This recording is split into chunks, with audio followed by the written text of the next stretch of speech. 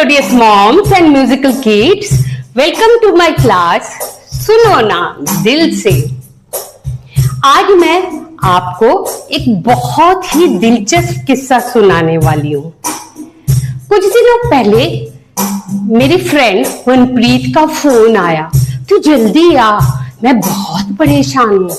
मैं भाग भाग के गई मनप्रीत के घर में। वहां जाके देखा मनप्रीत के बेटे के साथ मनप्रीत की बहुत घमासान हो रही है। मैंने कहा, देख मेरे बेटे को, ये तो है पंजाबी, किसी बंगाली लड़की से इसे प्यार हो गया है और वो कहता है उसी से शादी करूंगा। मैं तो हंस पड़ी। आजकल तो ऐसा होते रहता है अक्सर। मनप्रीत ने कहा, ना ना, ये कोई आसान बात थोड़ी है। वो बंगाली, हम पंजाबी, ऐसे अलग अलग कल्चर में शादी होना कहाँ तक उचित है? कितना परेशानी होता है। मनप्रीत के बेटे ने कहा, आंटी अब आप ही मम्मी को समझाओ। मेरे कितने सारे दोस्त हैं, वो अलग अलग कल्चर में शादी की है, किसी तो बहुत खुश है, उन्हें तो कोई प्रॉब्लम नहीं होता। मनप्रीत ने और भी बहुत कुछ कहा और मनप्रीत के बेटे ने भी और भी बहुत कुछ कहा। वो अभी मैं सुना रही हूँ आपको। कहीं की भाषा मीठी है, कहीं स्वाद का मेला, साथ चले दो राज्य जब कोई न रहा अकेला। एक थाली में सरसों साग, दूजे में है डोसा, अलग किंतु अटूट है दिलों का ये भरोसा। कहीं की धोती कुर्ता शान, कहीं की है साड़ी, दो प्रांतों की ये मिलन लगती सबको प्यारी।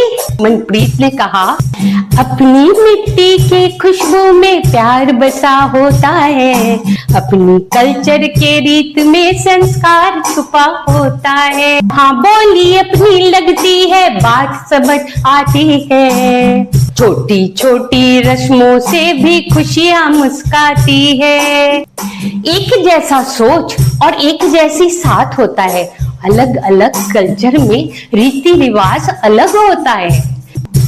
कुछ दिनों के बाद मनप्रीत के बेटे की शादी हो गई उसी लड़की से। हम सब बड़े मस्ती किए, बहुत बल्ले बल्ले भांगड़ा हुआ और वहां बंगाली डांस भी हुआ।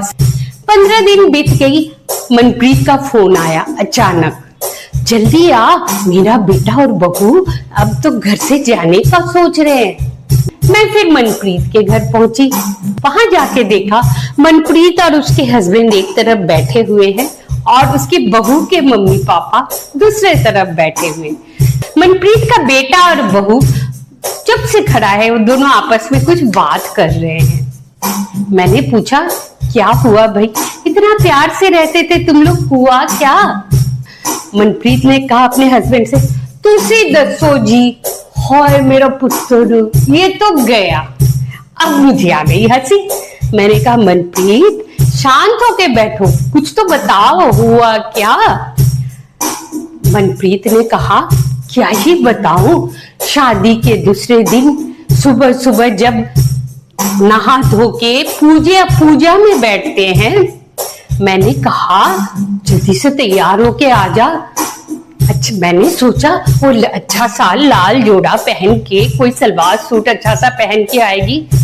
मेरी बहू ने तो रेड बॉर्डर की एक व्हाइट साड़ी पहन के, इतनी बड़ी बड़ी बिंदिया लगा के एम्बुलेंस की तरह आके खड़ी हो गई। मैंने कहा, तो क्या हुआ मनप्रीत, बंगाली कल्चर में रेड बॉर्डर व्हाइट साड़ी तो आम बात है।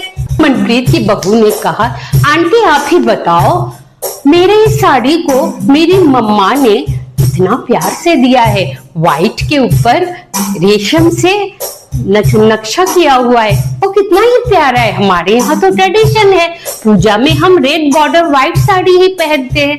अब मनप्रीत ने कहा, और तो और परसों की बात है, मैंने रात को सरसों दी साग मक्के दी रोटी बनाया, पर इसने तो बोल दिया कि मैं ये सब चीज नहीं खा पाऊंगी, मैं तो मच्छी खाऊंगी।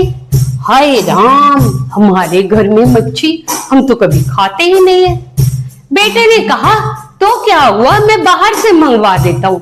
ये देख मेरा नालायक पुत्र, 2 दिन नहीं हुआ पैदा हुआ है, अभी से बीबी की बातों में आने लगा है। और मनप्रीत के हस्बैंड ने कहा, हाय वाकई राजू, अब रहने दे, बोल मत। अब मेरी तो हंसी छूट गई। मैंने सोचा कि ये छोटी छोटी बात तो इंटर स्टेट मैरिज में होते रहता है।